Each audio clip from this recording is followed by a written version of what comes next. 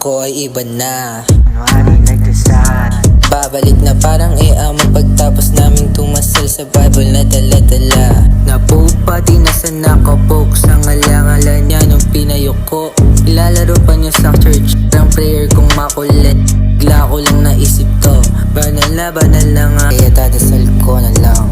Better pray, adrenaline rush, biglang bibilis parang kidlat. It's a must, gotta get the bless. All good pa din kahit dito same cause mga prayer 50-50, napatasal lately to my glance. Habang sila ay hating, mga demons face me. Dating sa mga YP, pinibasic.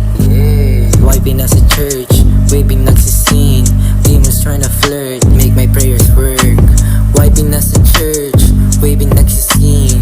Demons tryna flirt, make my prayers work. Pagka-prayer, sobrang grateful. Dala ko Bible, dala niya prayers. Galing simbahan, busos yung guilty. Yung mga pastor, parang popizzy. Na parang pastor preach lang nung 90s. Amala po Francis, killing gamit preaching. Yeah, pagka-pray ko sa church, babawi. Bus parang sinner, pastor I got this. Tangin na sa church, kitang-kita mo yung Lord's beat.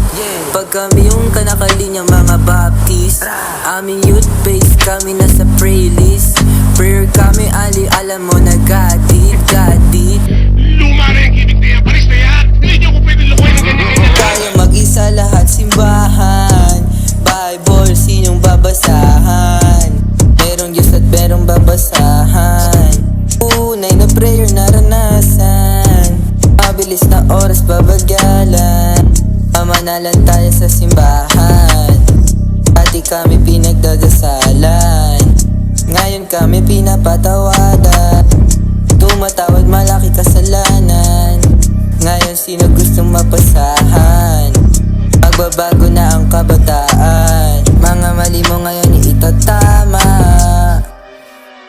sa Biblia. Bawat pray merong bless, pag-pray din naman yung mali na sa kanan. Young people nagkasalan, mga weak na kalaban, kaya ng harapan, mga di naranas sa church itasat.